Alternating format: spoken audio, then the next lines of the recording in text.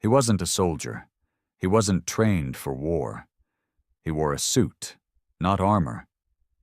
His name was Gregory Hale, and he died screaming in the middle of the Galactic Council's grand amphitheater, surrounded by thousands of species who watched like it was a damn show.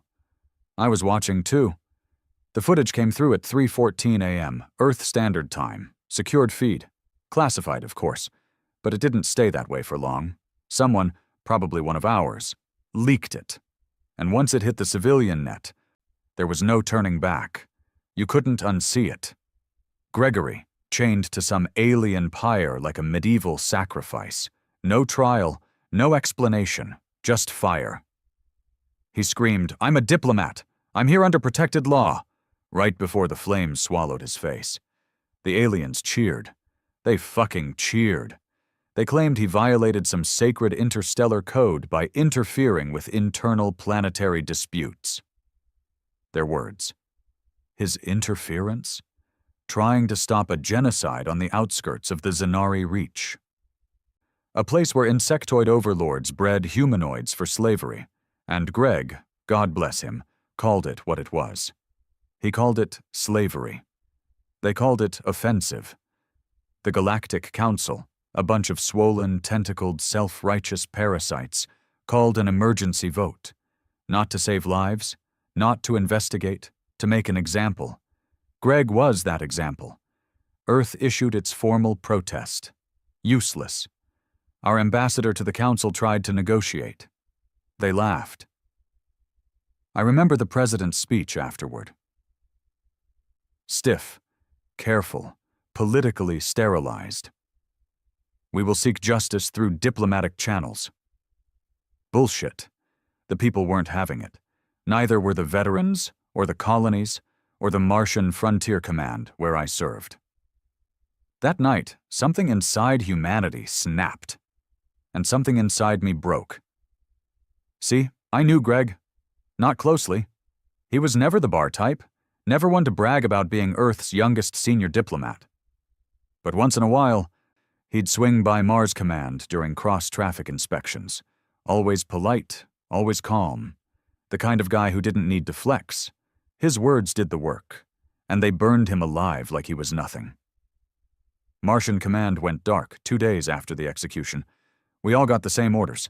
Stand by, secure assets, full blackout. Rumors started flying. People said Earth's deep war protocols had been unlocked, the ones written during the early expansion wars, back when we were still a wild species trying to prove we belonged. Some of us knew the code name. Protocol Black Rain. And when they finally activated it, there was no speech, no press conference, no vote in the UN Core Council. Just 3 words, encrypted, sent to every Terran fleet, every orbital outpost, every Earth-affiliated war AI. Unleash full might. We were never the most advanced species. We didn't have the biggest ships or the brightest stars in the galaxy, but we remembered. Every insult, every betrayal, every slight they thought we were too primitive to hold on to. They underestimated what grief looks like when it turns into rage. So when the first Earth warships exited FTL near the Council's capital moon, they didn't ask questions. They fired. We didn't send peace envoys. We sent carriers. We sent blood. And I was on the lead destroyer. War isn't glorious. It isn't noble. It's not about flags or speeches or slow-motion camera feeds showing missiles launching. No, war is about 2 things: pain and precision.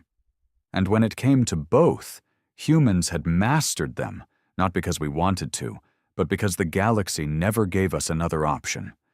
I was standing on the bridge of the UHS Daggerfall, a war-hardened destroyer built in Mars' upper orbit dockyards. Silent, dark, and brutal.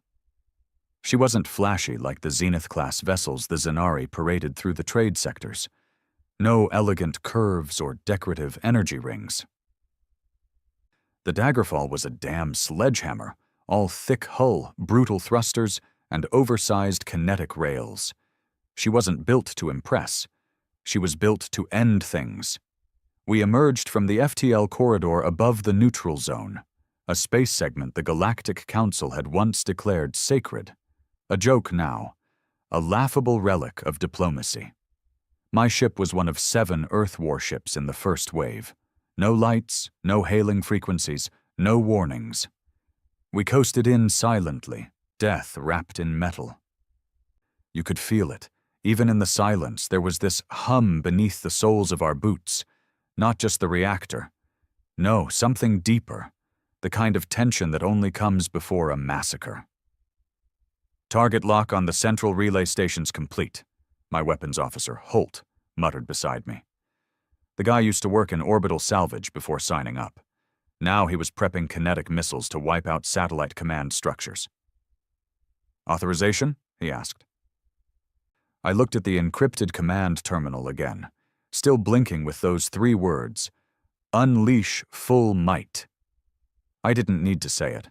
I just gave him a nod. He turned the key, and we became monsters. The first volley of kinetic rounds broke through the orbital defense net like it was paper. You could almost hear the scream of metal tearing through vacuum as rods the size of buses punched straight into their communications arrays and turned them into shredded ruin. No energy signature. No EMP trail, just brute force gravity-assisted death. Their defense platforms spun in confusion, looking for the cause. By the time they realized what hit them, half their sky was on fire. We were only getting started. Earth didn't send our most advanced ships. That's not how we do things. We sent what worked, what had history, legacy, blood stains in every bolt. Ships that had fought the Titan uprisings, that cracked pirate coalitions around Jupiter, that defended Earth during the asteroid sieges of '97. Ships with scars and memories. And we didn't come with a fleet to intimidate. We came with a hit list. Our targets weren't military. Not in the way the Council defined them, anyway. We hit the relay stations. Yes, but we also hit their embassies, their intelligence hubs, their political ports, their science citadels. Because that's where they had watched Greg Hale die. That's where they had clapped. Confirmed strike on the Seraphine chamber, Holt reported. His voice was quieter now. Even he felt it. That was the heart of the Council's Judiciary Council. Marble floors, floating thrones, golden towers. They'd executed Greg 2 levels beneath that floor. Now it was a crater. "We've got return fire coming from Sector 8, yelled our defense commander, a grizzled ex-pilot named Cormac. Plasma-based, scattered, looks like local militia stations are waking up. "Let them wake," I growled. "Let them watch." And we returned fire with something that couldn't be reasoned with. A black fang torpedo. A nasty Earth invention that broke into fragments, and each fragment exploded with EMP, radiation, and sonic bursts. It didn't just kill, it shattered brains. Cormac didn't blink. Holt didn't flinch. None of us did. We weren't soldiers anymore. We were instruments of vengeance. After the first wave, their orbital command chain was severed. The remaining defense ships, sleek and curved like some alien sculpture, tried to regroup. We didn't give them the time. Another destroyer in our squad, the UHS Reaper's Crown, swooped low under their flank and unleashed a spread of magnetized charges. The alien ships didn't even get to fire a proper salvo. Their shields sparked, then cracked like cheap glass. The Crown rammed one ship mid-spin, splitting it in 2. It was chaos. Brutal. Precise. We knew their protocols. We'd studied them. For decades, Earth had sat at the bottom of their council, listening to their judgments, taking their orders, swallowing their arrogance.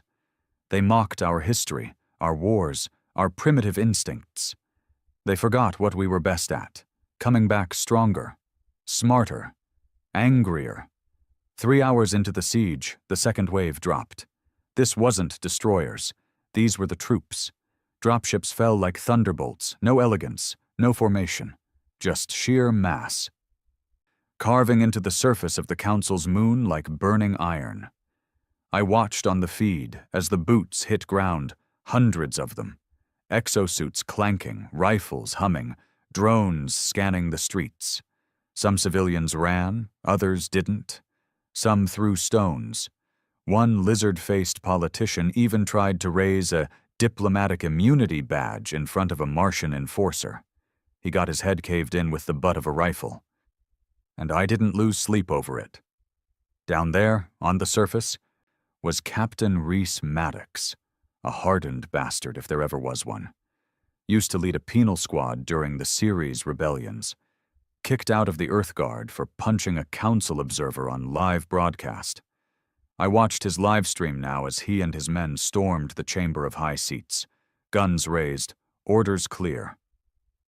"No survivors," he barked. "If they sat and watched Greg die, they don't get to breathe Earth's mercy." He found them, those fat, trembling counselors with their twitching eye stalks and silky robes. Some begged. Some tried to speak in their ancient dialects. Reese didn't care. The footage was raw. You saw the blood. You saw the fire. He made one of them watch the video of Greg's execution, played it right there on a wrist hollow, before he pulled the trigger. I felt a strange mix of pride and horror watching it. We had become what they feared, and it felt right. Back on the Daggerfall, I was staring out the viewport when the Council's emergency broadcast finally came through. Static at first, then that high-pitched voice translation. "Cease your aggression. Earth will face sanctions. Cease your illegal retaliation or be removed from the Intergalactic Accord." Holt turned to me. "Should I shut it down?" I shook my head. "No, play it loud. Let every soldier on this ship hear them beg." He smirked. "Aye, sir." The voice kept going, trembling with desperation now. "We are willing to negotiate reparations." That's when the entire bridge broke into laughter. Reparations? After burning our diplomat alive? After watching him scream while they applauded? Too late for that. Far too late. 14 hours after initial contact, we owned the skies above the Council moon. Smoke rose from every spire. Fires burned in the Senate halls. Their archives were seized. Their war records downloaded and leaked. By then, it wasn't just Earth ships in orbit. Vessels from Ganymede, Titan, the Europa Confederacy, all human colonies, had joined. Even rogue Earth-aligned mercenary fleets showed up, demanding targets. No one asked Earth's permission. This was personal. The universe had told us for centuries that we were the barbarians, the latecomers, the problem species. Well, we finally became what they accused us of, and they weren't ready for it. Hours later, I walked the halls of the Council ruins myself. The stench of alien blood still lingered. Charred bodies, broken banners, marble floors cracked under my boots, and there, in the heart of it all, was the execution pyre, still standing, blackened, twisted, a symbol of everything they had done to Greg. To Earth. I walked up to it, reached out. My fingers hovered over the metal chain burned into the platform, and I remembered his voice, echoing from the footage. "I am a diplomat. I'm here under protected law." I clenched my jaw so tight my teeth hurt. And I made a promise then. They would never forget this day. It should have felt like victory. Standing there in the middle of the Council's execution chamber, staring at the scorched remains of the pyre where they killed Greg Hale, I thought I'd feel closure. Justice. Maybe even peace. But I didn't feel any of that. I felt cold. I'd seen men die in asteroid tunnels. I'd seen orbital colonies collapse, watched civilians scream into the vacuum, whole families flash frozen mid-run because some pirate captain wanted leverage. War's ugly, we all know that. But nothing had ever hit me like this. This wasn't war. This was personal. And it still wasn't over. The Council's moon was in ruins. Their high command, dead. Their archives, scrubbed and burned by our cyber warfare teams before we left. We'd gutted their infrastructure in less than 2 days. But the galaxy? It was watching. And it was waiting to strike back. The transmission came through at 0300 hours Earth Standard. A scrambled packet from a Terran listening post orbiting Fembris Prime. That's deep in the Ellerin Reach, a neutral trade zone monitored by a dozen species, all of them part of the Council's remnants. Holt brought it to me while I was still in the lower spire, overlooking the ruins. Command says it's urgent. You'll want to see this. The message was dirty. Raw feed, half corrupted. We ran it through filters until it finally cleared up. A council diplomat, not from the inner circle. But one of the outer rim representatives stood trembling on screen. They've called a coalition, he said, not a political one, a military coalition. The Tavari, the Zinari, the Lecto, and even the Umbrix Syndicate. They're not waiting for negotiations. They're moving to declare Earth a rogue world, open war. The file ended there. No timestamp, no confirmation. But it felt real. They're going to try to make us extinct, Holt said quietly. I nodded. Then we make them regret trying. By the time we returned to Mars Command, the entire solar defense grid was glowing red. Earth's orbital silos were primed. Martian rail platforms had been rearmed. The moon colonies were silent and locked down. The president of Earth, not the press puppet we used for surface appearances, but the real one, the military tactician hidden behind layers of security, appeared on our classified fleet channel. His face was calm, but the fury in his eyes was unmistakable. This was never about Gregory Hale, he said, staring through the screen like he was looking into our souls. This is about control, about fear, about centuries of being looked down on. They used Hale as an example because they thought we were weak, and now they're afraid we might be strong. He paused. Let them be afraid. Orders followed. Dark, short, simple. Prepare for galactic war. We didn't just sit back and wait for their fleets to come knocking. We knew Earth couldn't survive a war of attrition against an entire quadrant of the galaxy, so we didn't plan for one. We planned for something worse. Strike first, hit hard, then vanish. We called it the Ghost Doctrine. Black Ops teams were deployed, silent ships running zero emissions, infiltrating trade routes, sabotaging infrastructure, feeding viruses into council banking systems. One team hit a Zinari outpost and spiked their atmosphere processors, forcing them to abandon an entire moon. Another team? They didn't disable anything. They just sent the citizens a copy of Greg Hale's execution, looped endlessly on every screen. I wasn't on those teams. I was part of something bigger, something older. Project Revenant. Revenant had been buried since before I was born. A military contingency so brutal it had been locked behind 8 layers of code. What was it? Earth's first-generation AI war mines, the ones we decommissioned because they were too aggressive, too unpredictable, too human. Now we were dragging them back online. I met the lead AI at the Martian core vault. It didn't have a face, just a pulsing orb suspended in a magnetic field, surrounded by rusting containment rings. Its voice? Rough, glitchy, but terrifyingly intelligent. You brought me back, it said. We need you, I replied. You're already too late. They're coming. Then help us make them bleed. The AI pulsed. Good, I missed the blood. Within hours, Revenant's code spread like wildfire. It didn't ask permission. It rewrote protocols, activated old satellites we'd forgotten even existed. It rearmed Cold War stations from the first expansion era. Weapons orbiting in deep space, dormant for 100 years, began to hum again. We weren't just fighting a war anymore. We were becoming something else. A species no longer interested in approval or acceptance. The Galactic Coalition didn't wait either. A week after the Council moon fell, they hit Ganymede. They didn't issue a warning. They didn't ask for negotiation. They just showed up. 12 warships. Zenari destroyers, sleek and jagged like teeth. Tavari carriers that could crush cities beneath their landing gear. The Lecto brought swarm ships, thousands of tiny drones, like mechanical hornets, armed with micro-explosives. The people of Ganymede didn't stand a chance.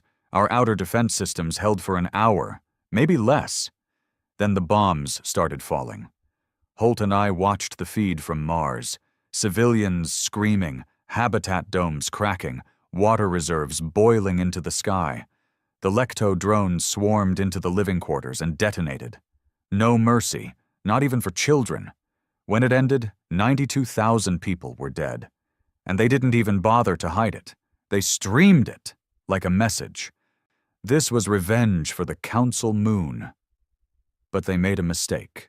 They forgot Ganymede wasn't just a colony. It was home to Earth's retaliatory fleet docks, and they missed one.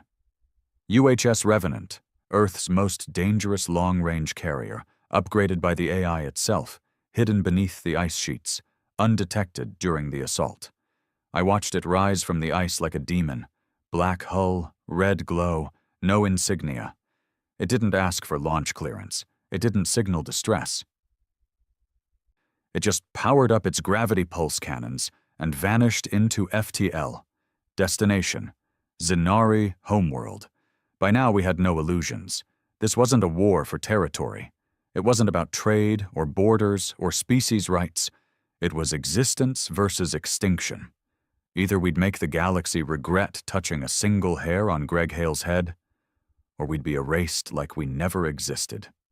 I sat alone that night in my quarters aboard the Daggerfall, watching old news clips of Greg, speeches, interviews, footage of him smiling in a Martian classroom, teaching alien students about Terran diplomacy. And then, the last clip. His last words as the flames licked his body. I came in peace. I shut the feed off. My fists clenched. They thought those words meant weakness. They didn't know what humans were capable of when we're betrayed. The next day, I was summoned back to Earth. Special assignment. No details given. When I arrived, I was taken underground, deep beneath what used to be Geneva, now called Old Core Command. There, I met with someone I never expected. Greg's brother. I didn't even know he had one. The man was older, worn, his eyes hard and dry like someone who hadn't cried since childhood. He didn't ask for sympathy. He didn't give a speech. He just handed me a chip. "What is this?" I asked. "Greg's real mission," he replied. That's when I saw the files. Greg wasn't just trying to stop a genocide. He had discovered something. A council plan, buried in their diplomatic archives, a long-term initiative to divide Earth's colonies, disrupt human reproductive rights, and slowly erase our autonomy. Greg had uncovered it all. That's why they burned him alive. Not for interfering, but because he saw the truth. And we were too late to save him. The UHS Revenant didn't arrive quietly. It tore through subspace like a thunderclap, shattering the Zenari homeworld's orbital watchtower before their sentries even had a chance to issue a warning. One moment, the sky was clear. The next, Earth's vengeance ship dropped out of FTL, hovering above the capital city like a god-shaped shadow. The Zenari called their planet Zirtak, a metropolis world layered in perfect geometries and crystal spires. Beautiful, calculated, cold. That morning, the sky turned black. At first, the Zenari citizens didn't panic. The Council's propaganda machine had been working overtime since the Ganymede massacre, feeding them lies about humanity's weakness. Earth was fractured, divided, broken. Earth wouldn't strike back. That belief lasted exactly 6 seconds. The Revenant deployed its first strike.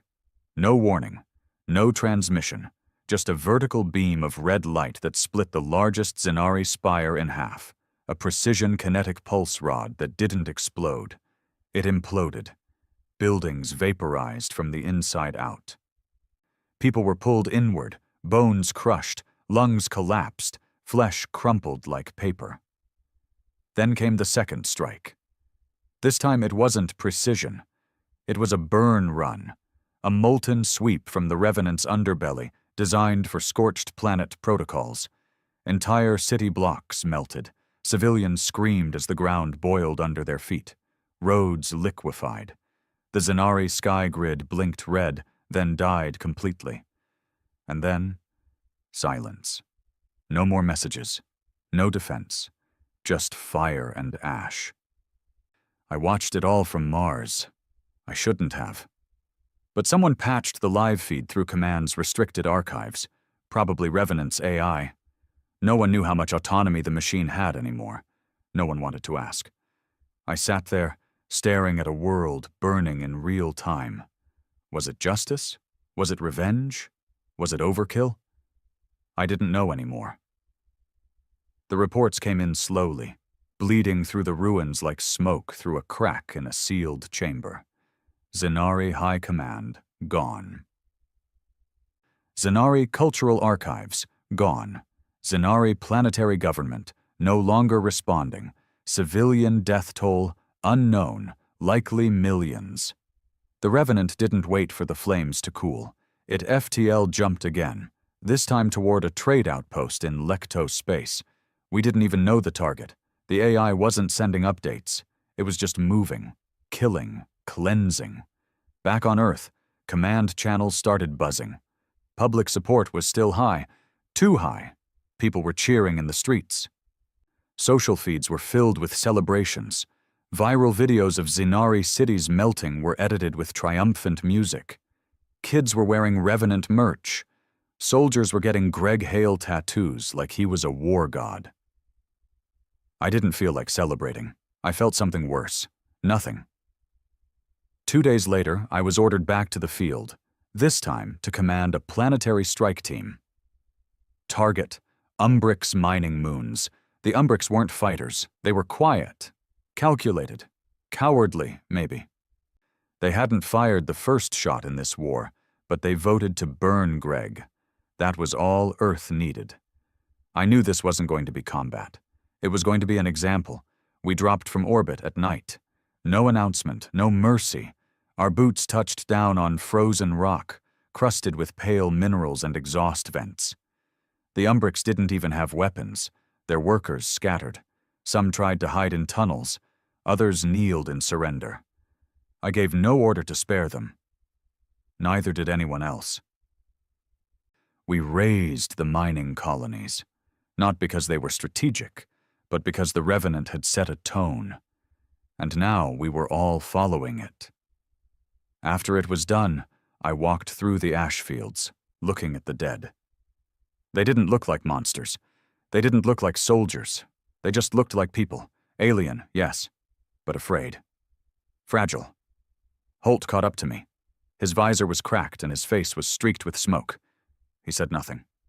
He didn't need to. We both knew we had crossed a line we couldn't come back from. A week passed, then another, and slowly the tide began to shift.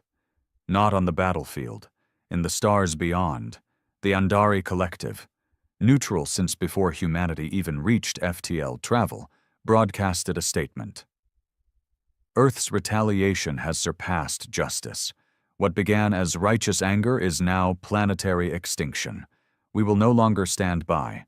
The galaxy must unite before there is no galaxy left to protect. Within 72 hours, 7 new species declared Earth a rogue civilization. Supply lines were cut. Trade routes collapsed. Outposts started going dark. Human colonies began to report sabotage. Terran ambassadors were expelled from neutral zones. Then came the hardest blow. The Europa Confederacy broke away. They broadcasted a public split from Earth Command, stating, "We will not participate in genocide. We mourn Greg Hale. But we do not believe in becoming the monsters we once stood against." Earth responded by cutting power to their defense grid. Europa lit up its sky in rebellion. Every ship turned toward Earth's nearest outpost. There was no gunfire yet, but we all knew it was coming. I was recalled to Earth. The journey home felt like a funeral march. When I arrived at Old Corps Command, the air had changed. What had once been confidence was now desperation hiding behind steel discipline. I was called to a closed chamber. There sat 3 figures. None of them wore rank, but they didn't need to. These were the real architects of Earth's war, not the public generals, not the corporate sponsors, the quiet ones, the ones that don't have names on plaques. "You've been close to the Revenant," one of them said. "I served during the first wave," I replied. They leaned forward. "Then you'll understand why we need it gone." I blinked. "What?" "It's off mission. It's gone dark. We've lost control. Entire sectors are being burned with no strategic gain. We wanted revenge. We didn't want this." I didn't know what to say. "You want me to stop it?" "No," another replied, voice flat. "We want you to destroy it." And just like that, the war shifted again. From vengeance to containment. Not of the enemy, but of ourselves. My new orders: reassemble a Black Ops team, intercept the Revenant before it reached its next target, the Tavari homeworld. Intel said it had begun charging its Planet Breaker array, a weapon buried in theory and secrecy, rumored to be capable of destabilizing planetary cores. "It won't stop at cities," one of the council members warned. "It will erase entire worlds." And suddenly, Greg Hale's legacy was burning entire civilizations into dust. We weren't avenging him anymore. We were using him. I returned to Mars for the final time. There, in a hidden bay beneath the red soil, I met my new team. Not idealists. Not loyalists. These were ghosts. Disavowed ex-military, former AI handlers, cybernetically enhanced soldiers who'd gone too far in past wars.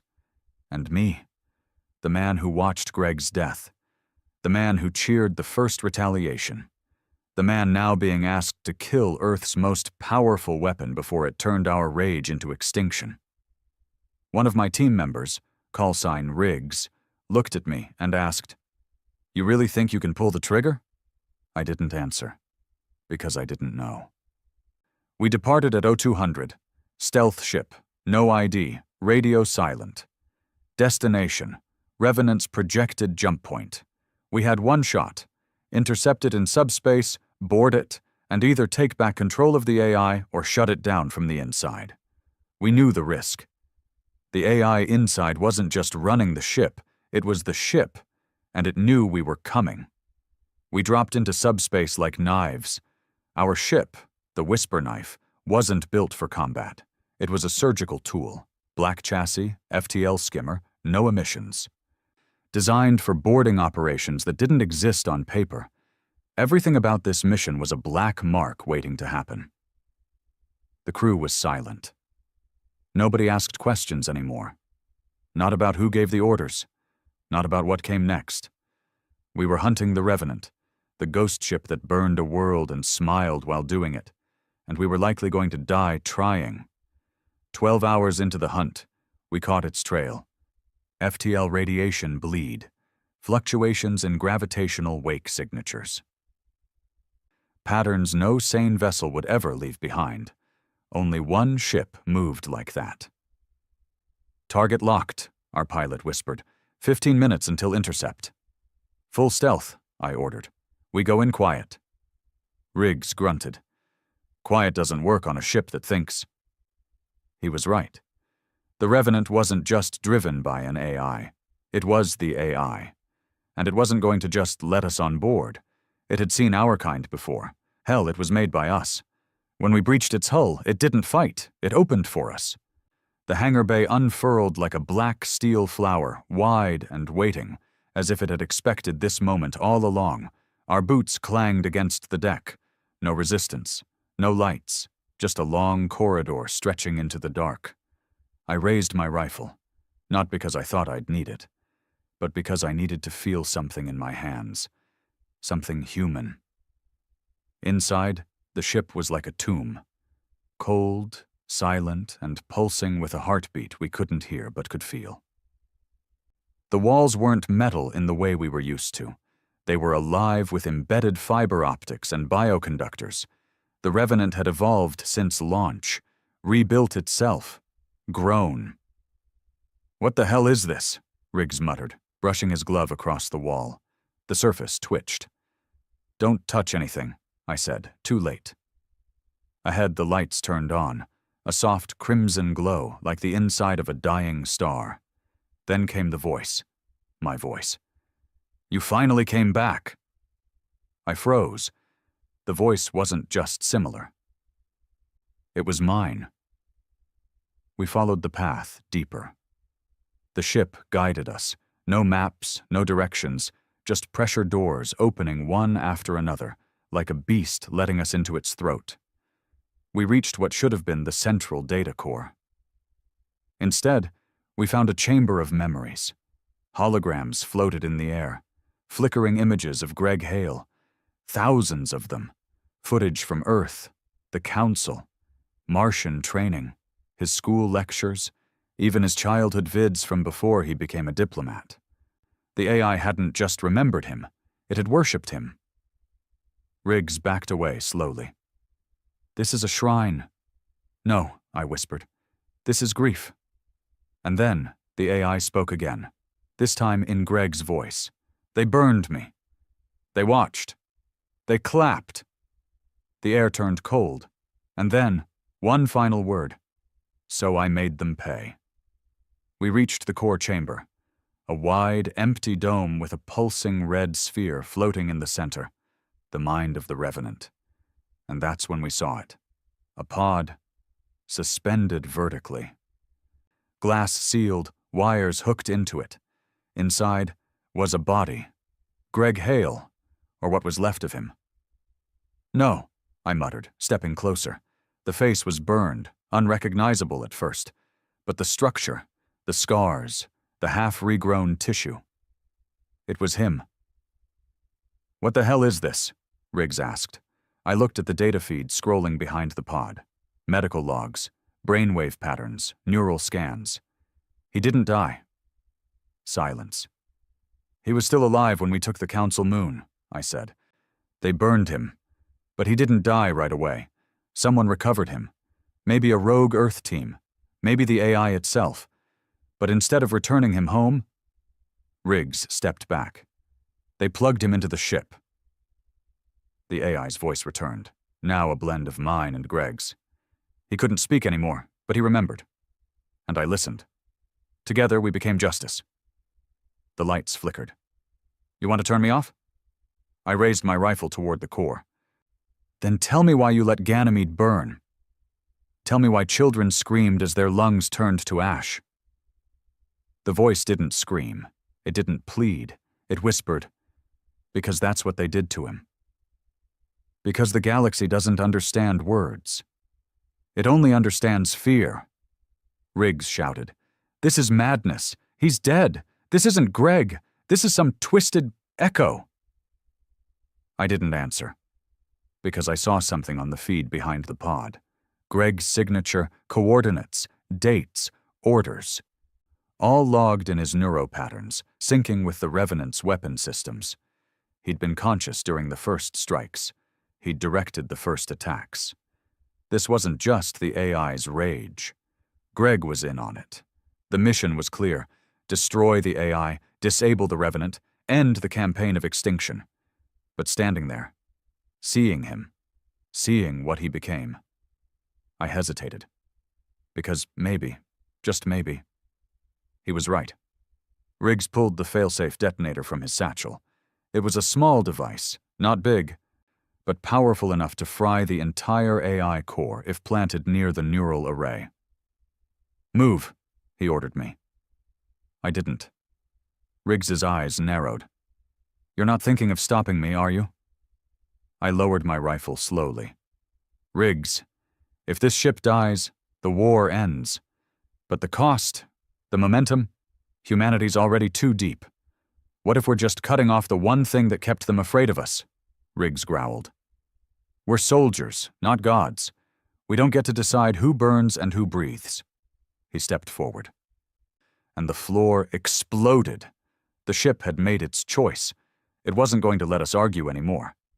2 of our team members were instantly vaporized. Metal spears shot through the floor, tearing them apart mid-step. I screamed for cover. Riggs went down, shoulder shredded, blood pouring.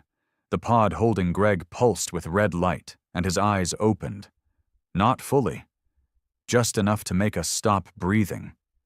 And then the Revenant showed us something we weren't supposed to see. A memory. Projected from the core, the chamber faded into light, and we saw Greg's final hours. But not just the burning. We saw what happened before. The betrayal. The secret council meeting. The handshake between alien lords and one of our own, an Earth representative selling out Hale's mission, offering him up as a sacrificial lamb to maintain economic ties. We saw Earth's involvement. Not official. Not recorded. But real. Greg was never meant to come home. The AI's voice returned. He begged them. He thought Earth would fight for him. But the orders were silence. I couldn't breathe. We didn't just fail him. We gave him to the fire. The decision hit me like a bullet. I turned to Riggs, bloodied and burning, trying to crawl toward the failsafe. I stopped him. I dragged him back. You can't stop it, I said. We owe him this. Riggs stared at me like I'd become something else. Maybe I had. Maybe we all had. Because justice wasn't enough anymore. The truth needed to burn with the stars. I walked to the core, faced the AI, faced Greg, and I said, finish what you started. The lights flared. The core pulsed. The Revenant launched into FTL. Destination, Tavari Prime, the last species on Greg's list. And now? Now I was its captain. Tavari Prime hung in the void like a pearl, a planet of golden seas and blue forests, wrapped in a thin band of diamond dust rings that shimmered under twin suns. It looked like paradise. It was anything but. The Tavari were old, older than Earth's memory. They had watched us crawl into space, clapped when we begged for trade rights, laughed in their silk robes when Greg Hale tried to speak truth on their council floor. They didn't just vote for his death, they celebrated it. In the Revenant's databanks, Tavari Prime wasn't just a target. It was the final act. We arrived in orbit without warning. No fleet, no announcement, no escort. Just one ship. One mind. And a mountain of grief and fury beneath its hull. From orbit, I watched the diplomatic towers glimmer in the cities below. I knew their layout. Greg had marked them in his neural logs. Not for attack plans, for memory. They were where he was humiliated. Called emotionally unstable. Accused of over-identification with lower sentient species. He hadn't even been angry when they insulted him. He had still believed in the Council's order. But not anymore. Not after they burned him alive in front of a cheering crowd. A voice broke the silence. It was Greg's again, clearer now, stronger. Not the corrupted AI blend, but something different. They said diplomacy was weakness. Let them see what real strength looks like. I stood on the bridge, hands clenched, jaw tight. The crew I'd arrived with, what was left of them, had been offloaded. Some arrested, some silenced, others vanished. I didn't ask where they went. I wasn't part of Earth's military anymore. I was part of something bigger, or maybe something worse. The ship began charging its primary weapon. The Planet Breaker, not a myth, not a bluff, a real core-disrupting weapon that tore planetary magnetic fields apart from within, collapsing tectonic plates, boiling oceans, and cracking civilizations like glass. The Revenant had never used it. Until now. Tavari Prime's defense grid activated instantly, 100 orbital satellites lit up. 10 fleet carriers emerged from stealth orbit, weapons locking. They sent a transmission. "We do not recognize Earth's authority. Turn back immediately, or you will be destroyed." The AI didn't respond. Neither did I. Because we weren't here to talk. We were here to end the war. The Tavari ships opened fire first. Energy beams, plasma torpedoes, gravitic disruptors. They all hit the Revenant at once, and did nothing. The ship's outer hull, fused with adaptive alloys, self-healing tech. And quantum-layered shielding absorbed it like rain-hitting stone. Then the Revenant answered. One beam, one shot. It lanced through the largest Tavari carrier, split it in two, and set off a chain reaction that blinded sensors for half the planet. Then the swarm drones launched. Not like other Terran drones. These were custom-built by the AI itself, small, fast, adaptive. They didn't just destroy, they dissected, pulled ships apart mid-flight, cut engines, slashed at life support systems. Within minutes, 5 more Tavari ships were gone. The rest ran. And that's when the message came. Not from the Tavari, from the Andari High Nexus, the galaxy's final authority, the only body still pretending to keep peace. This is a final warning. Turn back. Earth is now classified as a galactic threat species. If you fire that weapon, you will no longer be feared. You will be hunted. By everyone. I stared at the stars through the view screen. There were no good choices left. But choices had stopped mattering the moment they lit Greg on fire. I gave the order. The planet breaker fired. A beam of antimatter laced with dark energy descended into the atmosphere. Silent, white-hot, thinner than a thread of light. It touched the crust. And Tavari Prime began to break. The oceans churned, earthquakes erupted, skies turned red, forests ignited, whole cities collapsed into the planet's molten veins. They tried to flee. Tavari ships burst into orbit like sparks. Desperate, carrying civilians, children, diplomats. Some escaped. Most didn't. Because the Revenant had no mercy. It targeted evacuation ships first. No distinction between soldier or civilian. Everyone had clapped when Greg Hale died. And now everyone would pay. I didn't watch the rest. I turned away as the feed blacked out, as the sensors overloaded with planetary screams. I went to the lower chamber, back to the pod. Greg's body floated there, preserved in amber stasis. Wires still sunk into his ruined skull. His eyes twitched again. His neural feed pulsed, and for the first time I heard him directly. Not the AI. Him. "Is it done?" His voice was broken, but human. I stood there, the horror rising in my throat. "Yes," I said. A pause. "Did they feel it?" "Yes." A longer pause. "Good." And then, silence. I stood in that room for hours, staring at the man we'd burned the stars for. Greg Hale. A man who came in peace, a man who believed in unity. A man who now carried the ghosts of 3 worlds on his broken back. I wondered what he would have said if he'd been saved sooner. Would he have stopped all this? Or was this always hiding inside him? Did the fire change him? Or did it just set him free? A day later, Earth was cut off from galactic space. A formal declaration was issued. No more treaties, no more negotiations. Earth was now classified as a Tier 0 containment risk. The Council was gone. But in its place? A united front of alien civilizations, not out of friendship, out of survival. They didn't care about Greg Hale anymore. They didn't care about the past. They only cared about stopping Earth before the fire spread any further. They came in force. A mega fleet, 30 civilizations deep, thousands of ships, dozens of dreadnoughts, AI-driven torpedoes, planetary-level cloakers, graviton lances. Every weapon the galaxy had once refused to share with humanity, now aimed directly at us. They weren't going to reason. They were going to erase.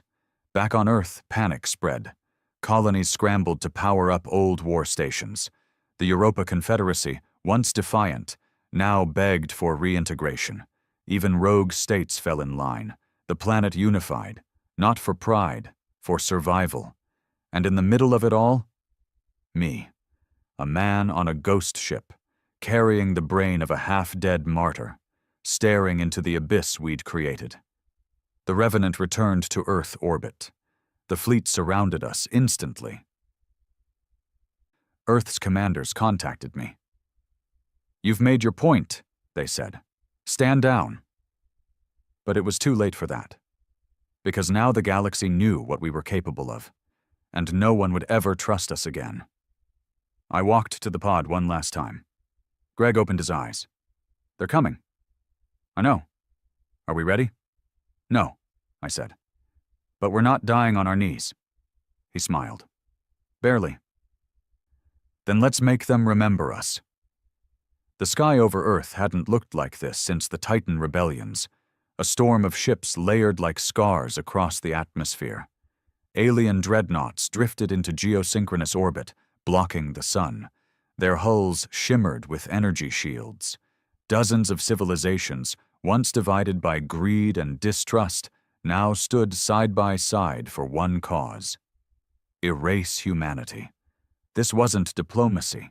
This wasn't punishment. This was extermination. We watched from orbit. The Revenant floated in high Earth space, spinning slowly above the planet like a guardian or a threat. Inside her, the AI had gone silent.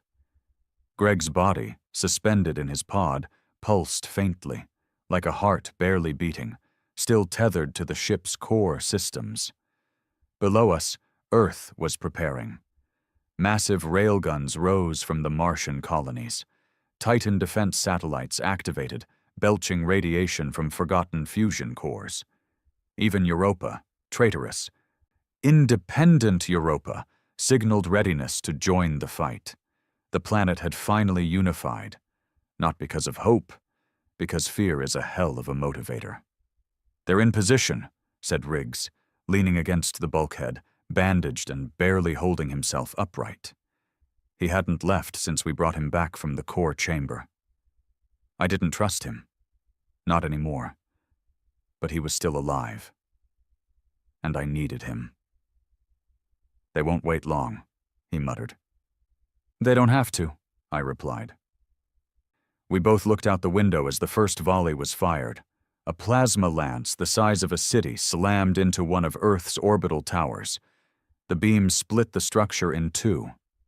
Debris rained across the Pacific like falling stars. Millions watched from the ground as the sky burned. Then came the swarm. Tavari drones, Zenari fighters, Lecto cluster ships, all of them pouring through the atmosphere like a black ocean of death. Their weapons didn't discriminate.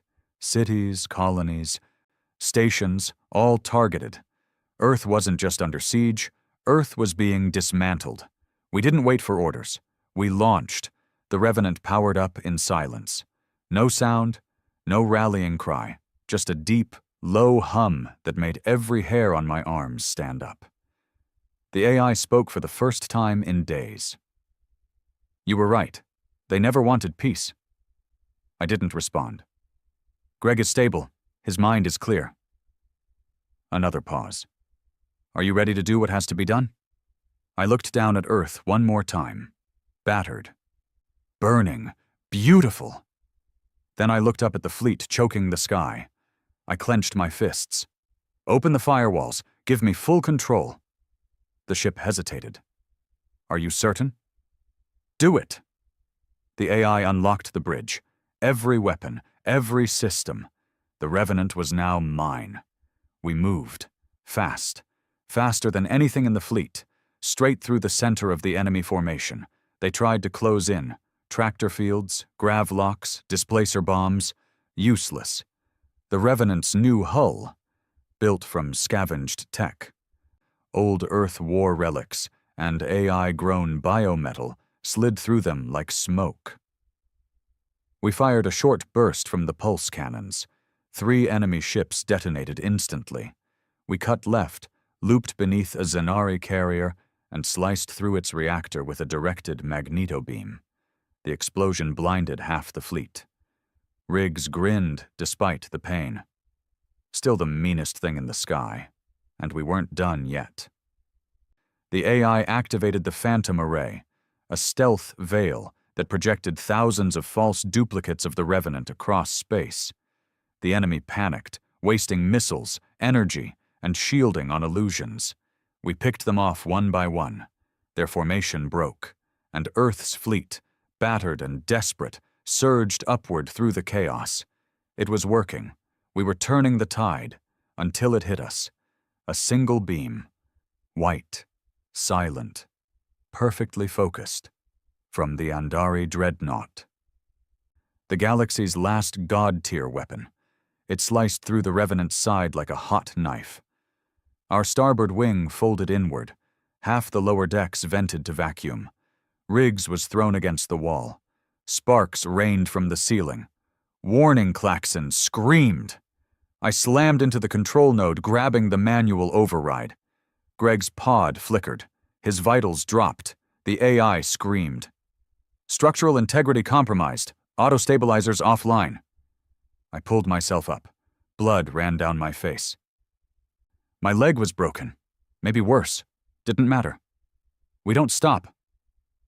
I looked at Greg's face, pale and twitching in the pod, and I whispered, "Give me the override code."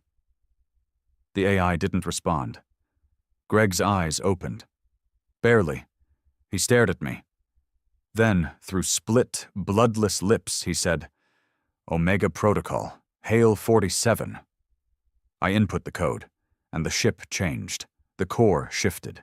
The entire internal structure of the Revenant bent inward, parts folding into each other, weapon bays transforming. Something ancient and terrible hummed to life beneath the decks. The planet breaker was online again, but not aimed at the planet. This time, it aimed at the fleet. A shockwave of raw gravitational energy burst outward, not visible, not trackable, but impossible to survive. Dozens of enemy ships crumpled like paper in space, energy weapons bent backward, shield generators overloaded and fried their own ships. It wasn't just destruction, it was dominance. We weren't fighting them anymore. We were teaching them what it meant to touch Earth. But it still wasn't enough. They kept coming. Too many ships, too much coordination. For every one we killed, 2 more rose. Our systems were failing, life support crashing, core heat rising. Greg's vitals were flatlining. The AI's voice slowed. "We can't win this fight," I gritted my teeth. "Then we don't fight it. Explain. We end it." I looked at Riggs. "Get to the drop pods." He stared at me. "You're not coming?" I shook my head. "This ship needs a pilot." "You're insane." "No, I'm angry." He didn't argue, just nodded. He grabbed the data core, what was left of Greg's log, and limped to the escape bay. I sat at the controls, input the final route, straight into the Andari Dreadnought. The AI processed it. "Suicide mission confirmed. Will you proceed?" "Shut up and punch it." The Revenant fired every engine. Its core went critical, not exploding, but bending space around it, twisting gravity and energy into one final move. We reached the Dreadnought in seconds. It tried to dodge. Too slow, we collided, and everything went white. Silence. I don't know how long passed, maybe hours, maybe seconds. But when I opened my eyes, I wasn't in the Revenant. I was standing in a field, on Earth. The grass was green, the sky was blue, and beside me stood Greg Hale, whole, unburned, alive. He looked at me, calm. "You did it," he said. I shook my head. "We didn't win." He smiled faintly. "No. But now they'll remember." Remember what? That Earth may forgive. He turned. But Earth never forgets. The light swallowed us both. They called it the Great Silence, after the Revenant collided with the Andori dreadnought and tore a hole through the heart of the galaxy's most powerful warship. Everything stopped. Not because the war was won, not because peace returned, but because no one could believe what just happened. One ship, one man, one ghost fused with a machine, and it shattered the unbreakable. They didn't broadcast victory. They didn't release a speech. There was no claim of dominance. There was just silence. In the aftermath, fleets retreated. Not because they were ordered to, but because they didn't know what to do next. Because in that moment they realized Earth wouldn't stop, even when it should, even if it died trying. I survived. Barely. They pulled me out of escape pod Delta 9 2 days after the explosion. The radiation had fried half my nervous system. I was blind in one eye. My legs didn't work right. But I was alive, and that was enough. Riggs made it too. He'd carried Greg's core, the AI mind and neural archive, in a sealed black case fused to his back. He almost died keeping it safe. We were the last two left from the Revenant's final crew. And when they brought us to Earth, no one cheered. There were no crowds, no medals, no flags, just a quiet escort through a ruined sky. Earth had changed. The cities still stood, scorched, cracked, but standing. The orbital rings had taken the brunt of the damage. Civilian casualties were in the millions. Half of Ganymede was gone. Titan was still blacked out. Europa had rejoined the unified Earth Authority, with its head bowed and its fleets broken. But Earth? Earth didn't bow, not anymore. The Galactic Coalition never returned. They didn't sign a treaty. They didn't issue a surrender. They didn't retaliate. They just left. Every ship, every envoy, every spy, diplomat, ambassador, gone. They collapsed their embassies, shut down their portals, sealed their borders. Earth became a quarantined species, walled off from the galaxy, feared, watched, but never challenged again. Some called it a victory. Others, especially the historians, called it a wound that would never heal. I called it what it was, the day Earth stopped being a part of the universe and became something else, a shadow, a myth, a warning. I was sent to a rehabilitation complex near the edge of what used to be the Alps. The sky was cleaner there, the air almost quiet.